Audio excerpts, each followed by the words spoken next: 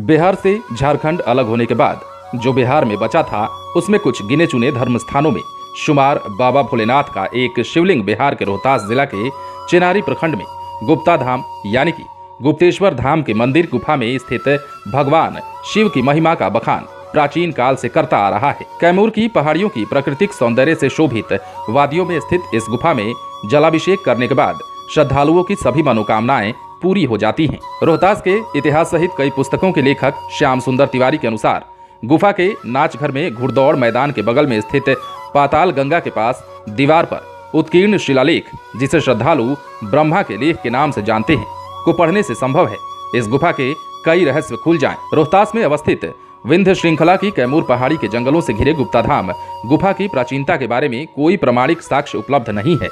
इसकी बनावट को देखकर पुरातत्वविद अब तक यही तय नहीं कर पाए हैं कि यह गुफा मानव निर्मित है या फिर प्राकृतिक। प्राचीन कथाओं के अनुसार एक बार भस्मासुर भगवान भोलेनाथ की तपस्या कर रहा था। भोलेनाथ को प्रसन्न करने के लिए कठिन तपस्या कर रहा था। भस्मासुर के तपस्या को देखकर भगवान शिव प्रसन्न हुए। शिव वैसे भी बड़े दयालु कहे जाते हैं, वे अपने भक्तों की हर इच्छा को पूर्ण करते हैं। इसलिए भोलेनाथ ने भस्मासुर से कहा कि अब हम तुम्हारी तपस्या से काफी खुश हैं, तुम हमसे कोई भी वरदान मांग सकते हो। ये सुनकर भस्मासुर ने कहा कि प्रभु, हमें ऐसा वरदान दीजिए कि जिस किसी के सिर पर हाथ रखें वो तुरंत भस्म हो जाए। इसके बाद भगवान शिव ने तथास्तु कह दिया।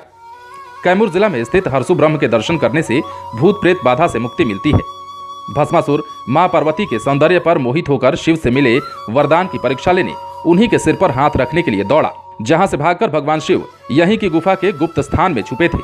भगवान विष्णु से शिव की यह विवशता देखी नहीं गई और उन्होंने मोहिनी रूप धारण कर भस्मासुर का नाश किया। उसके बाद गुफा के अंदर छुपे भोलेनाथ बाहर निकले। पौराणिक व्याख्यानों में वर्णित भगवान शंकर और भस्मासुर से जुड़ी कथा को जीवंत करते हुए ऐतिहासिक गुप्तेश्वर नाथ महादेव का गुप्त मंदिर रहस्यमयी अब तक बना हुआ है। देवघर के बाबा धाम की तरह गुप्तेश्वर नाथ यानी कि गुप्ता धाम श्रद्धालुओं में काफी लोकप्रिय है। यहाँ बक्सर से गंगाजल लेकर शिवलिंग पर चढ़ाने की परंपरा है। इसके कुछ आगे जाने के बाद शिवलिंग के दर्शन होते हैं। गुप्त धाम गुफा के अंदर अवस्थित प्राकृतिक शिवलिंग पर हमेशा ऊपर से पानी टपकता रहता है। इस पानी को श्रद्धालु प्रसाद के रूप में ग्रहण करते हैं। इस स्थान पर सावन महीने के अलावा सरस्वती पूजा और महाशिवरात्रि के मौके पर मेला लगता है। गुप्ता धाम गुफा में गहन अंधेरा होता है, बिना कृत्रिम प्रकाश के भीतर जाना संभव नहीं है। पहाड़ी पर स्थित इस पवित्र गुफा का द्वार 18 फीट चौड़ा और 12 फीट ऊंचा मेहराब नुमा है। गुफा में लगभग 363 फीट अंदर जाने पर बहुत बड़ा गड्ढा है, जिसमें सालों भर पानी रहता है। श्रद्धालु इसे पाताल गंगा कहते हैं।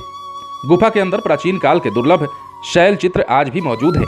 शाहबाद गजेटियर में दर्ज फ्रांसिस बुकानन नामक अंग्रेज विद्वान की टिप्पणियों के अनुसार गुफा में जलने के कारण उसका आधा हिस्सा काला होने के सबूत देखने को मिलते हैं। जिला मुख्यालय सासाराम से करीब 60 किलोमीटर की दूरी पर स्थित इस गुप्ता धाम गुफा में पहुंचने के लिए रेहल, पनारी घाट और उगहनी घाट से 3 रास्ते हैं जो अति विकट और दुर्गम हैं।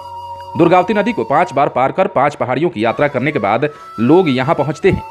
सावन में 1 महीना तक बिहार, झारखंड, उत्तर प्रदेश, मध्य प्रदेश, छत्तीसगढ़ और नेपाल से हजारों शिव भक्त यहाँ आकर जलाभिषेक करते हैं। बक्सर से गंगाजल लेकर गुप्ता धाम पहुंचने वाले भक्तों का तांता लगा रहता है।